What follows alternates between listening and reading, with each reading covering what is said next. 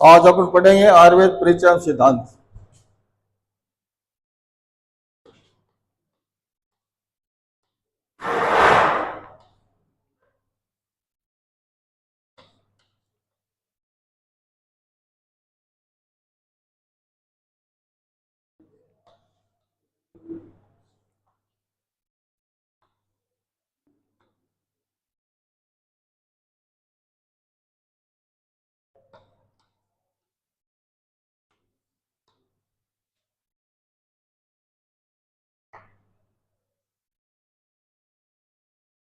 आयुर्वेद परिचय सिद्धांत में सभी छात्रों का स्वागत है। कल अपने अग्नि के बारे में पढ़ रहे थे। तो अग्नि कितने प्रकार की होती है? 13 प्रकार की होती है। इसमें 5 भूताग्नि, हाँ भूताग्नि, और 7 धात्वाग्नि,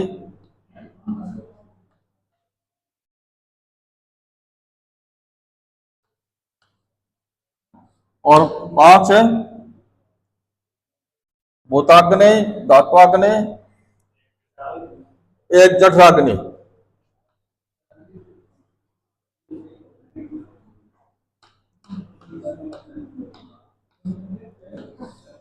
तो ये अपने 13 प्रकार की अग्नियां हैं।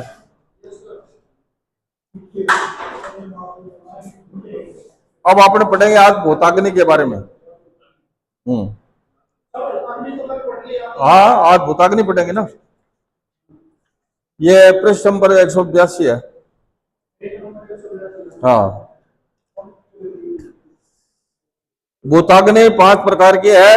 भौम यानी भूमि संबंधी, अप्य यानी जल संबंधी, आग्नेय यानी अग्नि संबंधी, वायव्य वायु संबंधी, और नाभस का मतलब है आकाश संबंधी, यानी आकाश, वायु, तेज, जल, पृथ्वी।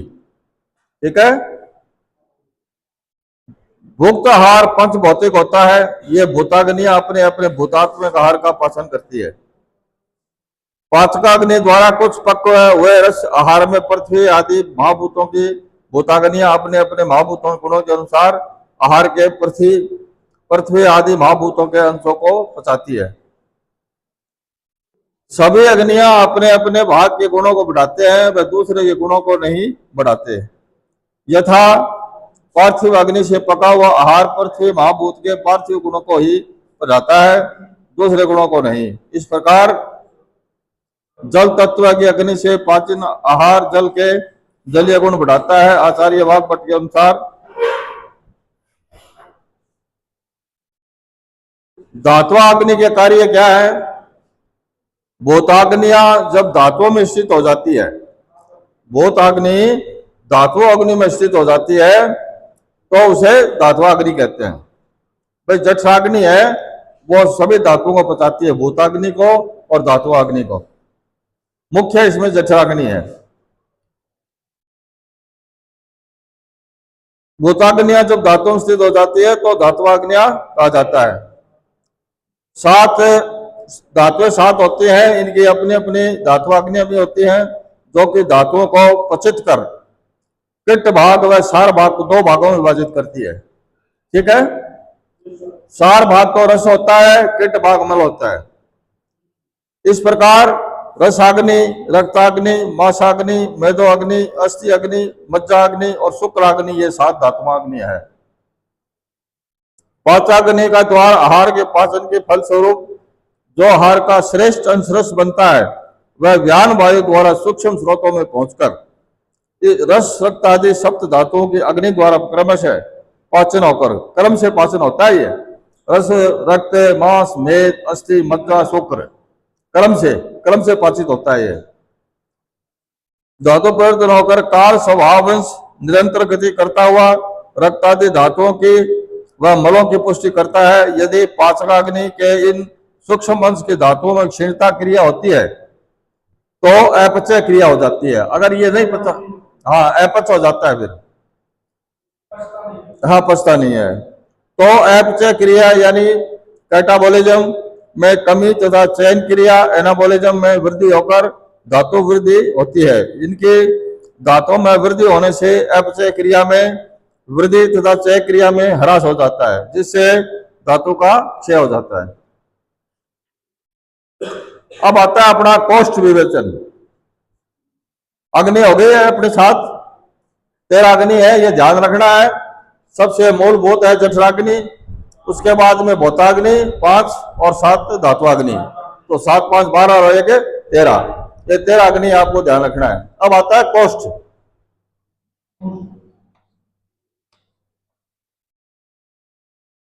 कोष्ठ किसको कहते हैं?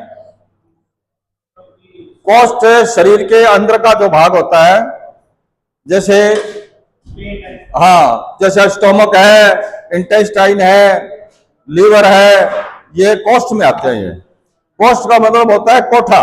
अपने सामान्य भाषा में, साधारण भाषा में कोठे को कहते हैं कोष्ठ। ठीक है? हाँ,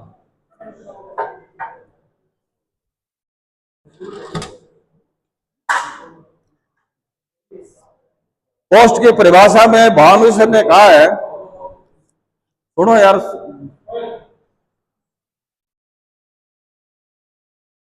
यहां कोष्ठ शब्द का अर्थ है रस मूत्र पुरुष के स्थान ग्रहणी को कहा गया है। कोष्ठ के परिभाषा में भाव मिश्र ने कहा है, आमाशय, स्टोमक बोलते हैं इसको, अग्नाशय, पैनक्रियाज, पक्वाशय, लार्द निश्चयन, मूत्राशय, रक्त संस्थान, रुधिराशय, ब्लड, हृदय, हार्ट, उंडुक और तथा फुफ्फुस, ये कोष्ठ कहे गए हैं। ठीक है? कोष्ठ के प्रकार,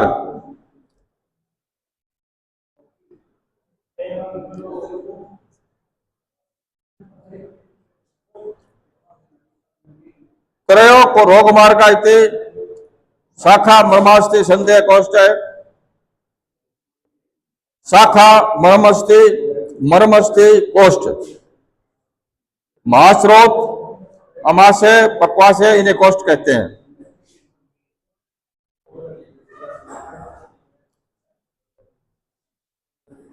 यह रोगों का भीतरी आभ्यंतर रोग मार्ग है। तत्र मृदु क्रूरो मध्यम इति त्रिविधा कोष्ठो भवति। तत्र भव पितो मृदु स दुग्धेनापि विरचिते भव वात्सलेश व क्रूर। ठीक है? मृदु कोष्ठ, कोष्ठ कितने प्रकार के कहे गए हैं? कोष्ठ 3 प्रकार के हैं, मृदु कोष्ठ, क्रूर कोष्ठ और मध्यम कोष्ठ। तो क्रूर कोष्ठ क्या है, मृदु कोष्ठ क्या है? इसमें पित्त की अधिकता रहती है। इसको दूध, इक्षुरस, खटाई, गुड़, कृष्णराग, घी, नवीन मध्य, उष्णजल, पिल्लू, द्राक्षा आदि से भी विरेचन हो जाता है। पिल्लू एक वृक्ष होता है, उसके लिखते हैं पील, पील बोलते हैं उसको, है? हाँ, नहीं, पील अलग चीज है। पिल्लू अपने लगते थे, जाड़ होता है ना, जाड़, इस प्रकार का एक वृक्ष होता है, उसके ऊपर है पिल्लू। द्राक्षा, द्राक्षा अलग है, द्राक्षा अलग चीज है। हाँ, वो मस्तु, हाँ वो खटाई वाली है, वो अलग है। हाँ हाँ, मध्य है, जैसे इसमें लिखा है मस्तु कहा है, यहाँ ये मस्तु तक्कर के झाड़ का होता है। तक्कर माने होता है लस्सी, मस्तु का मतलब होता है घी समेत, मक्खन। मक्खन तो अलग चीज है, लेकिन अपने बिलौने से, हाँ बिलौने से पहले ही घी उसके अंदर होता है उसको। हाँ, जैसे अध बिलोया घी बोलते हैं ना, उसको मस्तु बोलते हैं। हाँ, उसको मस्तु बोलते हैं। अच्छा, इसके बाद ये क्रूर कोष्ठ है, इसमें वात की अधिकता रहती है। त्रिफला, तिलवल्क, त्रिवृत, नील, त्रैमाणा आदि से भी कठिनता से विरेचन होता है। विरेचन किसको कहते हैं? विरेचन, विरेचन होता है दस्त लगाना। हाँ, तो ये 3 कोष्ठ है ना, मृदु, क्रूर और मध्यम, इसमें बताया कि इसी से मतलब दस्त लग सकते हैं। हाँ, दस्त लगाने के लिए। मध्यम कोष्ठ है, इसमें कफ की अधिकता होती है, परंतु दोष की साम्य अवस्था होती है, इसको साधारण कोष्ठ कहते हैं। ये कोष्ठ 3 प्रकार के हुए, ये याद रखना, ठीक है। जो प्राय शनि के अच्छपान से 3 दिन में स्निग्ध होते हैं वे मृदु कोष्ठ जो 7 दिन में स्निग्ध होते हैं, और क्रूर कोष्ठ 5 दिन में स्निग्ध होते हैं। स्निग्ध का मतलब चिकनापन। कोष्ठ मतलब अपने ये अमाशय से लिया गया है, स्टोमक है ना अपना, अमाशय, इसको कोष्ठ बताया गया है इसके अंदर। और उसकी ये मृदुता, क्रूरता और मध्यम कोष्ठ, इसके बारे में बताया गया है। कोष्ठांग, कोष्ठ में स्थित अवयवों को कोष्ठांग कहा जाता है। कोष्ठांग के विषय में अनेक उपाचार्य ने अपने विचार व्यक्त किए हैं। ये आचार्य जो है अपने अपने विचार है वो व्यक्त किए हैं। तो आचार्य चरक के अनुसार पंचदश कोष्ठाग्नि तथ्यता नाभिश्च हृदयम च यकृत प्लीहा च वृक्को च वस्ति च पुरुषश्च अमाशयश्च प्रक्वाश्च उदरगुदम च अधरगुदम च क्षुद्रांतम च शुक्लांतरम च वपा बहनम च। यानी हिंदी का मतलब है नाभि, हृदय, देखो अब ये कोष्ठ के भाग है, ये ध्यान रखना। नाभि, हृदय, कलोम, यकृत, प्लीहा, दोनों वृक्क, वस्ति, पुरुषधार, अमाशय, प्रक्वाशय, उत्तरगुद, अधरगुद, क्षुद्रांत्र, स्थूलांत्र और वपावहन। हाँ, वपावहन मूत्र मार्ग वहन करने वाला होता है ये, ठीक है। और ये दोनों इसमें वक्त ये लिखा है वृक्क। वृक्क किसको कहते हैं? किडनी को, बिल्कुल। पक्वास है, बड़ी आंत को कहते हैं। हाँ, ये शब्द है हाँ, ब्लैडर बस्ती होता है वो, पेशाब के लिए होता है वो। आचार्य सुश्रुत के अनुसार में क्या बताया गया है? आमाशय, अग्नाशय, पक्वाशय, मूत्राशय, रुधिराशय, हृदय, उंडुक और फुफ्फुस। ये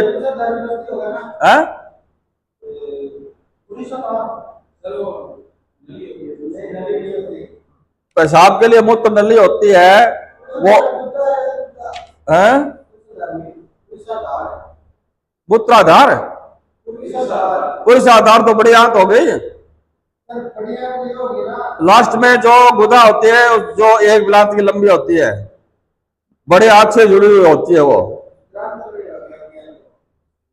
उंडुक पुच्छ होता है, अपेंडिक्स बोलते हैं अपना, अपेंडिक्स, उसके ये जोड़ होता है गुदा मार्ग का और बड़ी हाथ का, उसके बीच में एक जोड़ होता है, उसका अपेंडिक्स नाम होता है। वो छोटा सा होता है, 2-3 इंच का। हाँ, पुरुष आधार वो ही है।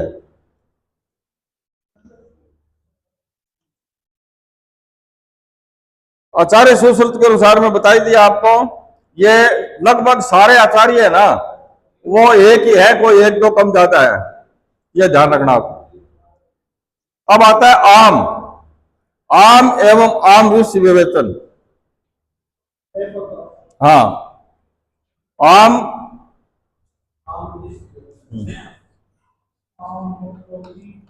आम का मतलब होता है कच्चापन। हाँ कैरी तो कच्ची कैरी, पक्की कैरी होती है, तो जैसे आम का मतलब होता है कच्चा। हाँ, परिपक्व नहीं हुआ वो। हाँ, निरुक्ति। आम धातु में आ उपसर्ग लगने से आम शब्द बनता है, जिसका अर्थ है अपचन, पाचन नहीं होना। जो द्रव्य स्रोतों के मार्ग में अवरोध पैदा करे उसे आम कहते हैं। अग्नि का बल नष्ट घट जाने से, जो जठराग्नि है उसके अग्नि कम हो जाने से या घट जाने से आद्य रस धातु का भली भांति पाक नहीं हो जाता है, जिससे अमाशय में वात आदि दोषों दूषित होने से यह रस आम कहलाता है। जठराग्नि के द्वारा जो भोजन आहार खाया हुआ है वो नहीं पचता है, उसको आम कहते हैं। विरुद्ध आहार विहार अथवा स्निग्ध भोजन करने के तुरंत पश्चात व्यायाम करने से अथवा अन्य आम उत्पादक सिद्धांतों के सेवन करने से ग्रहण किया गया आहार परिपाक सम्यक प्रकार से नहीं होता, परिणाम स्वरूप आम रस की उत्पत्ति होती है। यह आम रस प्रदूषित होकर रक्त वाहिनियों के द्वारा सर्व शरीर में अभिभ्रमण करता है तथा विभिन्न धातुओं के संपर्क में आने पर धात्वाग्नि में मंदता उत्पन्न करता है, जिससे आम की अधिक उत्पत्ति होती है। परिणाम स्वरूप विभिन्न धातुओं तथा स्रोतों में कलह अवरोध हो जाता है, अंततः विविध विकारों की उत्पत्ति होती है। आम रस हो जाने के बाद में मतलब सब धात्वाग्नि जो बोलते हैं उसको भी वो विकृत कर देता है, रस को भी विकृत कर देता है, रक्त को भी विकृत कर देता है। आम रस को पूरा ध्यान रखना चाहिए, अभी रोटी अपनी है वो समय पर पच जाए, उसका विशेष ध्यान रखना है। विरुद्ध आहार क्या क्या है? व्यायाम, आम रस की उत्पत्ति मतलब व्यायाम और की उत्पत्ति, वात द्वारा संपूर्ण शरीर में परिभ्रमण, धातुओं से संयुक्त आम, सम धातु निर्माण।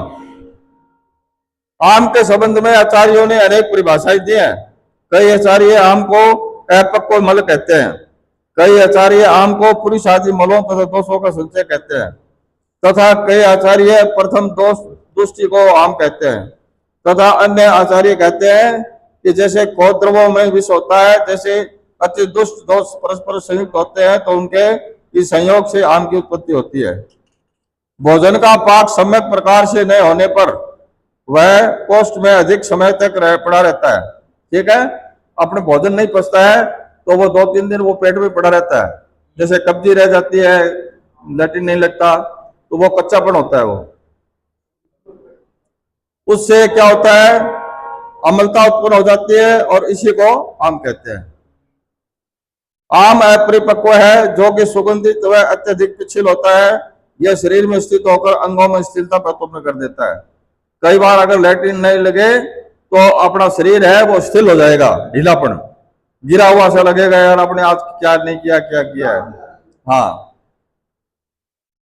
उसके बाद में फिर आप कहते हैं आम अनरस से द्रव गुरु अनेक वर्षों वाला स्निग्ध पिछल अपक्व तंतुमान दुर्गंध युक्त निरंतर सूल युक्त इत्यादि स्वरूप का होता है।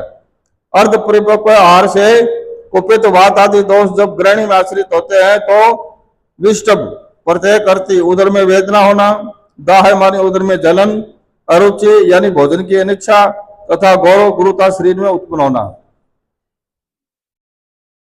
अब लिखे आगे, जठराग्नि के मंद होने से, भोजन का सम्यक रूप से पाचन नहीं होने से आम उत्पन्न होता है। ये आम सभी रोगों की उत्पत्ति का मूल कारण है।